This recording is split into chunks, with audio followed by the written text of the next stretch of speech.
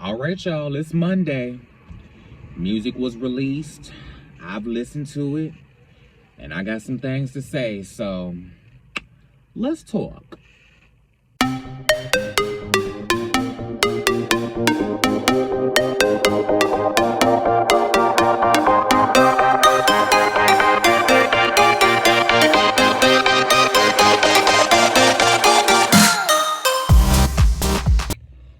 Everybody, welcome to Porn with Jordan. This is the channel where I run the YouTube streets, pour tea on a variety of subjects and shows, and then sweeten them with my opinions. I'm your host, JordenRanae, and I want to thank you for taking the time, taking the ride, and having a drink with me. All right, you guys, it's Music Monday, and today on Music Monday, we're going to be talking about some new releases. I want to talk about some songs that came out. I want to listen to them, give my reactions. Well, I'm not going to listen to them on the show because I don't have the budget to pay for that. But I want to tell you about the new songs that I've been listening to, and I wanted to dissect them and kind of give you my opinions and my reactions on some of the stuff that came out, right? We're going to talk about Adele. We're going to talk about DreamDoll. We're going to talk about Summer Walker and JT. We're going to talk about a bunch of people. I'm not even sure who all we have on the list today, but I think it's going to be really good because I've listened to every song at least once, and I like every song that I have on the list today. I think that we should start with the obvious pick for me, which is Adele, Easy on Me. Man, this record. It just seems like every time Adele releases music, it's like a monumental moment in time, right? And the music is always, it sounds like a score to a movie. Like it always sounds like it should be on an album with Skyfall, right? Adele is amazing because she knows how to stretch her sweet spot without straying too far from her consistent bass, right? And what I mean by that is, does Adele music kind of sound alike? Or does it sound like there's a consistent thread throughout all of Adele's music? Absolutely. But I think that that's Adele's tactic. I think that she does that on purpose, just like the way that she titles her albums with her age when she's releasing them. It kind of, as far as the album titles goes, I think that she's showing where she is in the moment, but also showing the continuous growth, right? Just like with her vocals. I think that, well, not her vocals specifically, but the way that she does songs. I think that she's showing that she can grow and change and take you on a journey that stretches years and years and years while still continuing to be her consistent self throughout the time frame. So I think that the reason why her music all sounds like similar but not the same is because she wants to show consistency, but she wants to show growth as an artist, and she wants to show change, and she wants to show maturity, and she wants to show brevity. Do you know what I mean? And I think she does that so well on Easy on Me. Now, speaking of her vocals that I brought up earlier, I want to talk about her breath control and the vocal control that she has on this song. Specifically the hook of the song. It's just, if you listen to the song, the vocals sound so effortless. They sound so powerful and they sound so effortless. It's like she's just riding a beat, but she is belting without belting. I love singers that can do that. And Adele has always been one of those singers. She's one of those people who sounds like she's belting this big note and her mouth is this wide, but she's just easy on me, baby. Yes! Honey, Adele is it. Honey, Adele is the one. That heifer can sing her ass off. I am so interested to see how she's utilized her most recent life experiences into her music, right? Because if you listen to the song, every song that she puts out is so autobiographical. And if it isn't autobiographical, she definitely makes it sound that way.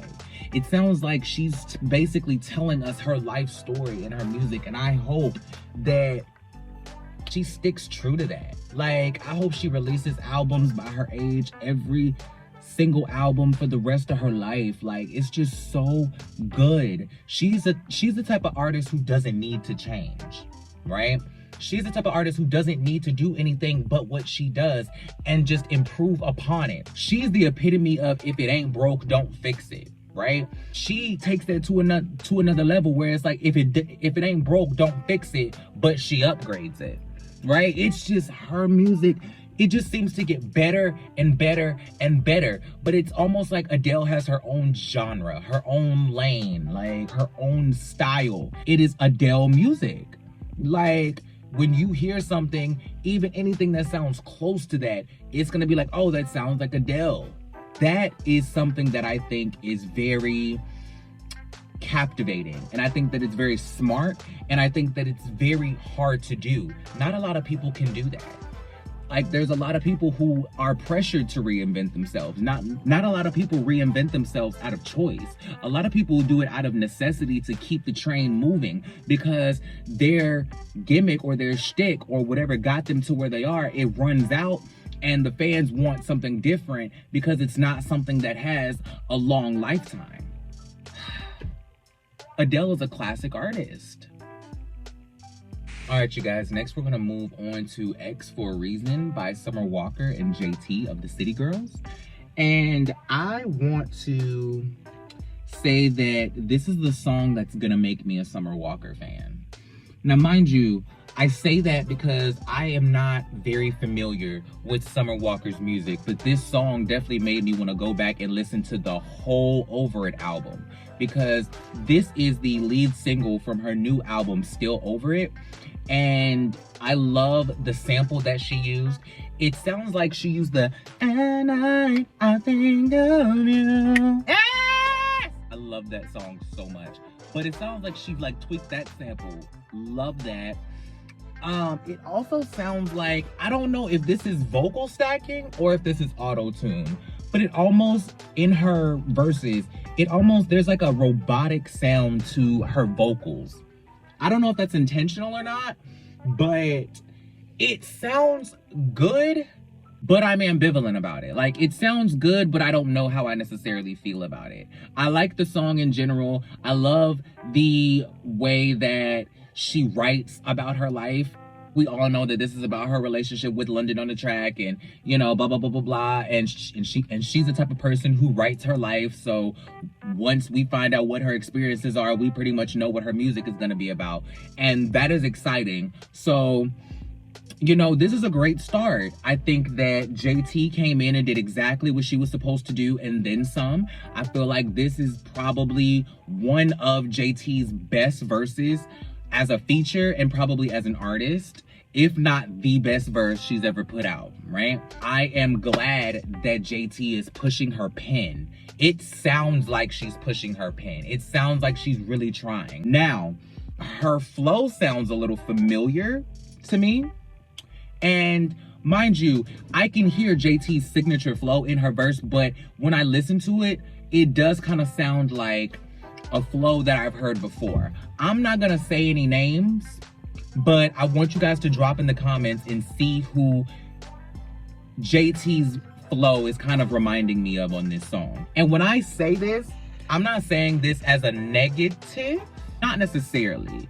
There is a little T attached to the person who I think that she sounds like in this verse, but it's not something negative because she did it well. And I don't think that it was conscious because her flow has always been very similar to this. It's just on this song, I hear someone else's influence. I'll say that, right? Lyrically, I feel like she bodied. I feel like she ate. I feel like she gave exactly what she needed to give. I feel like she knew she had a mission, especially because now that JT and Carisha are starting to step out and do projects as each other of the City Girls, you know what I'm saying? I feel like they know that they're going to be compared to each other and they both want to bring the best, not necessarily in the competition to each other, but they want to show that both girls are going to step away and show exactly why they're a force as a group. That is what I'm hoping. I hope that, excuse me, I hope that Carisha steps out on the song that she has coming up. I forgot who the artist is with. It might be Lil Baby or somebody. She has a song coming out with a male rapper soon. I'll have to go back and look at it. Good job, ladies. Great job. I'm excited to see what the girls have coming. I'm excited to listen to more of Summer Walker's music. I'm excited to hear the rest of Still Over It. And I'm excited to see JT grow as an artist. Random question though, before I move on. I saw this on Twitter and I felt the exact same way because I do the same thing. Why do we not call Carisha Young Miami anymore? Does anybody know that? Like, I saw something online where it was basically like her whole fan base just decided to stop calling her Young Miami and just call her Carisha. Like, and it's not like something that was announced or like made a thing. It was something that I believe Carisha was talking about. And she came out and she talked about it and she was like, the reason why I don't like y'all calling me Carisha is because before I got famous, if you call me Carisha, I knew you. So now when you be like Carisha and I look and I don't know you, it's like, what the fuck? And like, y'all do that when I'm with my kids. Y'all do that when I went on my personal time. So if you call me Young Miami or you call me Young Miami, I know like, okay, you can get like, okay, that's a fan, or okay, that's a supporter or some shit like that. But if you call me in public and you like Carisha and I look and I'm with my kids, it's just like confusing, and it's like people really be like running up to me doing some weird shit. And you see I'm with my kids, and I don't like to like tell my people like, yeah, back that hoe up, do this, do that, because it's like I really be trying to give y'all all of me, but it's like certain shit is off limits. So if you call me Carisha and you call me Miami, I can separate the two.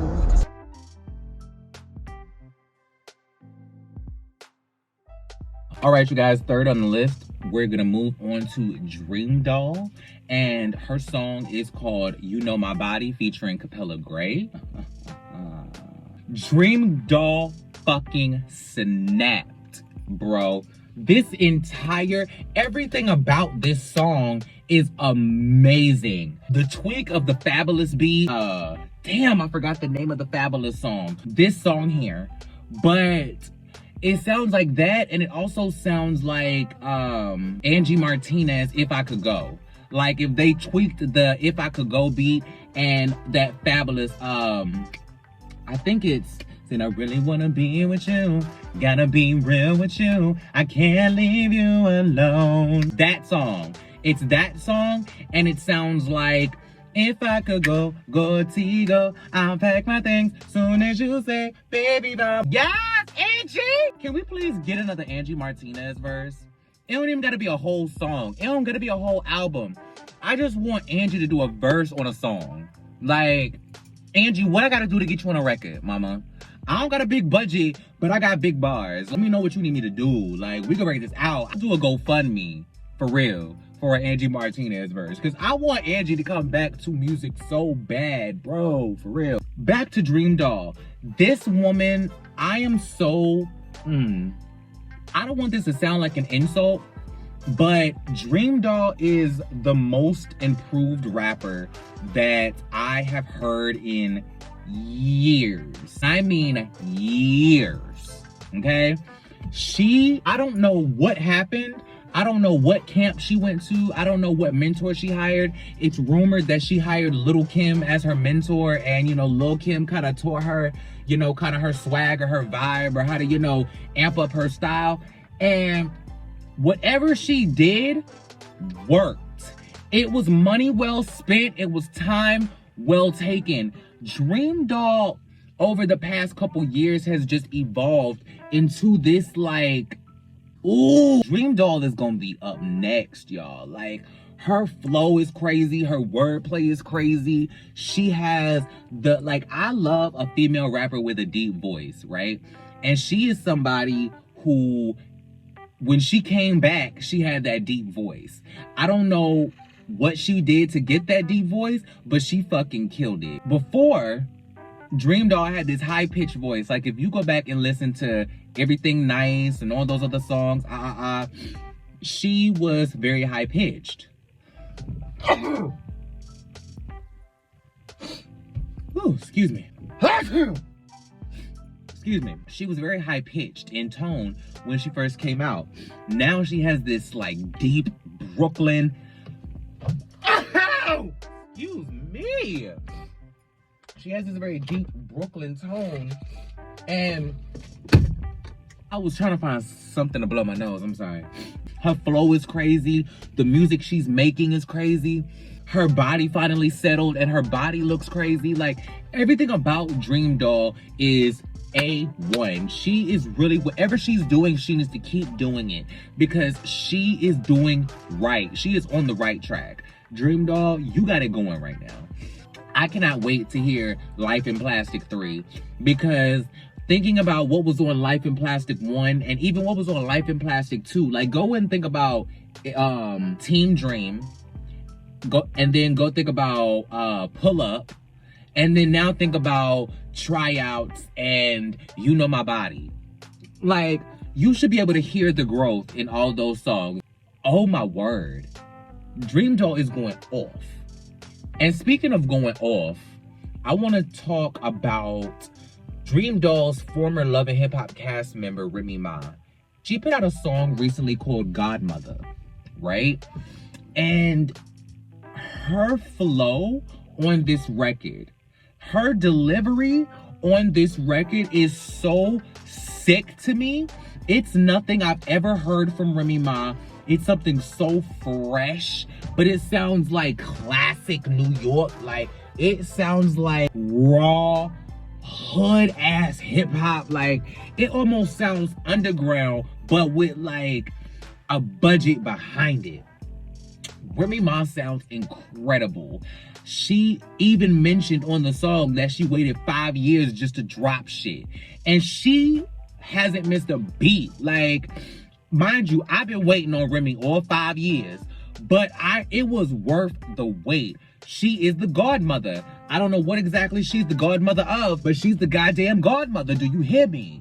Her flow is just incredible. The way she delivers the words, like, it's this bouncy type of wordplay. This is something so fresh and so new for Remy. Like, I hope that she sticks to this, and I hope that we see more of this pocket that she's writing in because it is incredible.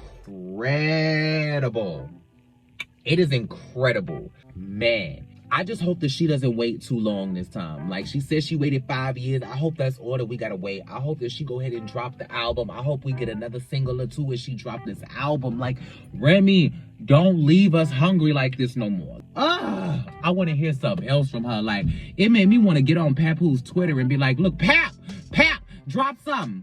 Leak something real quick. Throw something to LA Leakers. All right, guys, let's go ahead and move on. We're going to talk about Anita featuring Saweetie, Faking Love. And this song is okay. You know how you hear a song and you instantly try to think of what that song reminds you of or where you've heard this song before and you realize that it's a new song? That is what happened to me this entire song. I kept thinking the entire song, what does this song remind me of? Whose song is this? Is this a sample? What sample is this, right? I'm not necessarily a fan of extremely repetitive choruses.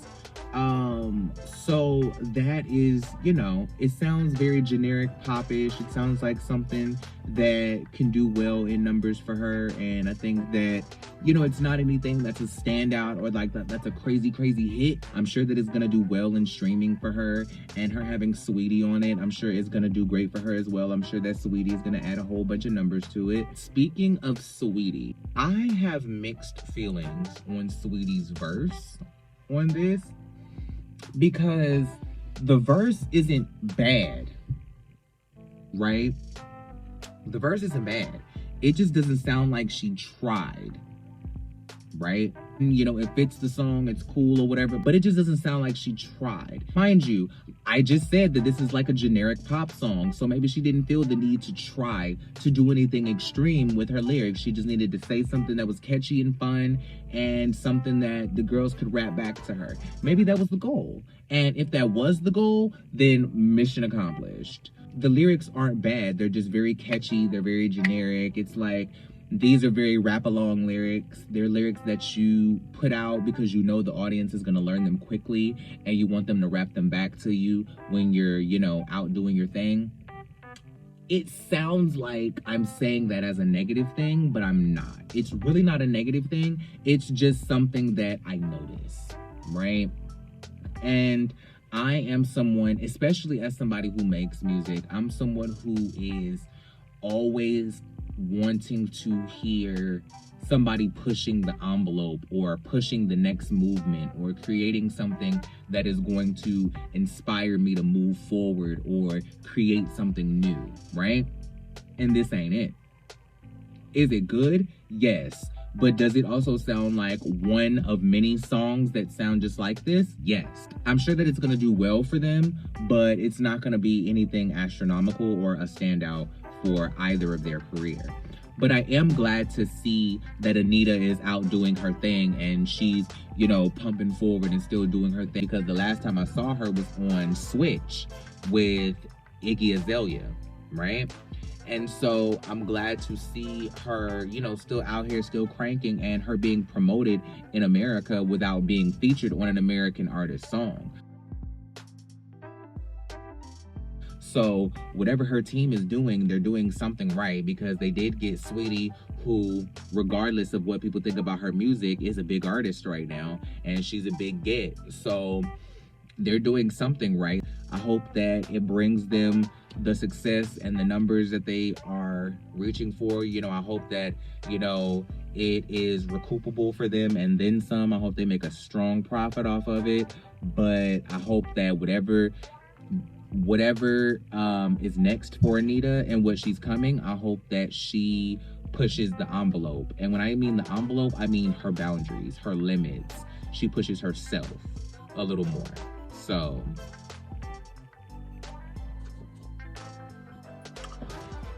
okay, next we are going to talk about Jesy. I forgot her last name already. Jesy featuring Nicki Minaj, Boys. The song is cool. I like that it's a new spin on Bad Boys for Life. I like that she had Diddy in the video. I like the concept of them remaking the video. I love Nicki's presence in the video. I love her presence on the song. You know, Nicki is always going to take a song to another level. So the song is cool for me. The song necessarily isn't the issue. I want to talk about the drama surrounding the song and the drama surrounding the video really quick, because I don't have an issue with the song, and there's not much that I really want to say about the song, but I want to talk about the blackfishing controversy that is surrounding her right now. Because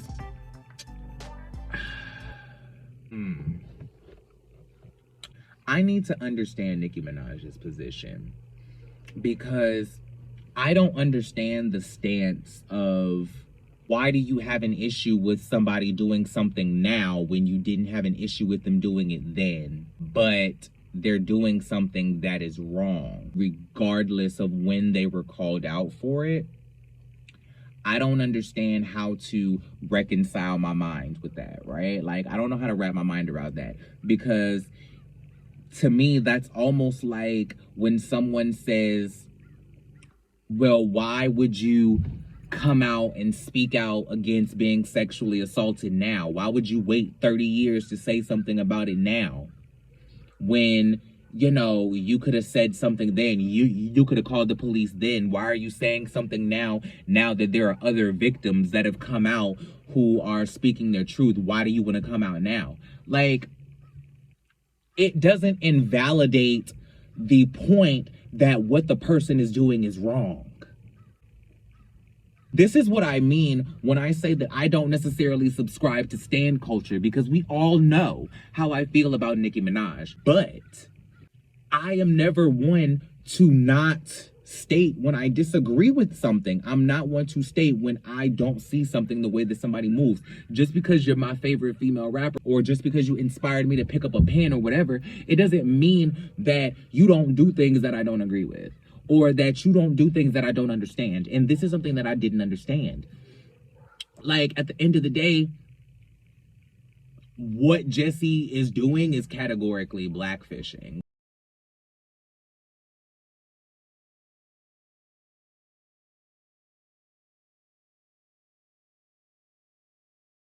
Like, I don't know enough about her or about Little Mix to even have a complaint to make, because I thought that this was just what she looked like. I didn't really know anything about Little Mix before Jesy went solo. I had heard all of this stuff about boys coming, boys coming, boys coming, but I didn't realize that the girl who was putting out this song was the girl from Little Mix, right? And I think that needs to be put into Nicki Minaj's ear. I don't think that the people who are listening to boys and are listening to the song because you're on the song, I don't think that they are original Little Mix fans. That's not to say that people who listen to Nicki Minaj just don't listen to Little Mix. That's not what I'm saying, because you're talking to somebody whose favorite singers are Brandy and Ashley Simpson. So let's not do that. But I think that Little Mix and Nicki Minaj don't have the same core audience, right? I think that they have fans that have both listened to Little Mix and Nicki Minaj? Absolutely. But I don't think that Nicki Minaj and Little Mix share the same core fan base, right? So I would not expect a core Nicki Minaj fan, I would not expect the Barbs to automatically know who Jesy is from Little Mix. I would expect them to be introduced to all of that because she's on a song with Nicki, right? So I think that Nicki should probably take a little bit of consideration into that and think that maybe they just didn't know. And she said herself, she's been doing it for years. Like the way that you worded it, you basically said she's been blackfishing for years, but nobody said anything about it until I did a song with her and Diddy popped up in her music video. Like, why does people being upset about it now invalidate the fact that it's an issue? And that is something that I want to stoke a conversation on, because I don't understand how you can take away from somebody being upset.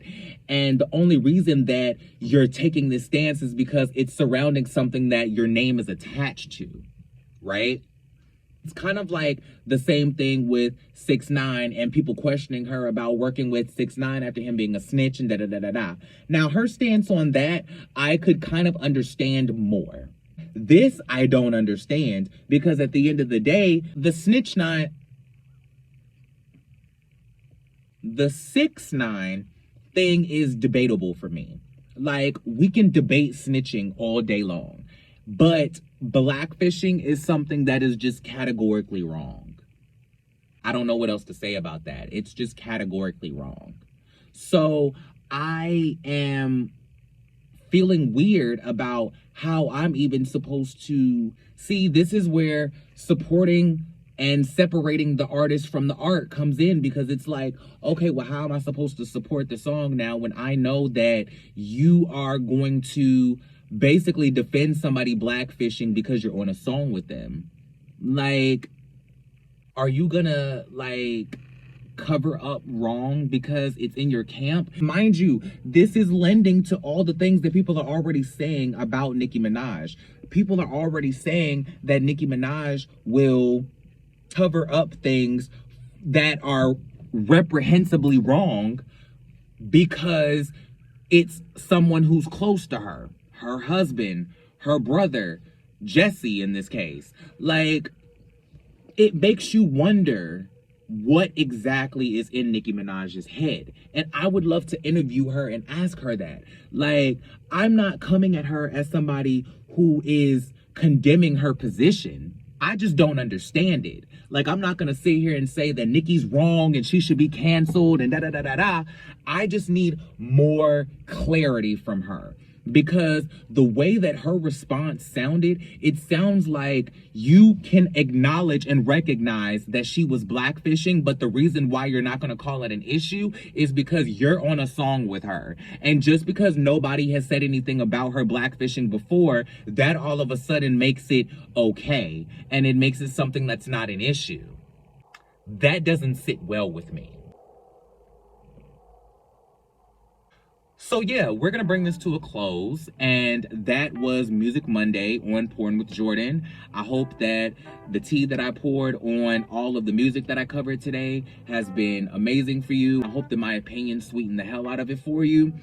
I hope that you guys are enjoying the Music Monday segment. Drop down in my comments and let me know all the music that you want me to talk about and that you want me to cover. Let me know what artists you want me to talk about. Let me know if there's any music news that you want me to discuss. Let me know if there's any artists that you just want me to talk about that you don't think that I would bring up. Let me know. I'm willing to even introduce myself to a new artist for the sake of having the conversation about music. For me, when I say I love music, it's not just about hip hop. It's about music in general. So let's chat music. I appreciate y'all. Thank y'all so much for being here, and I'll holler at y'all later, man. Peace.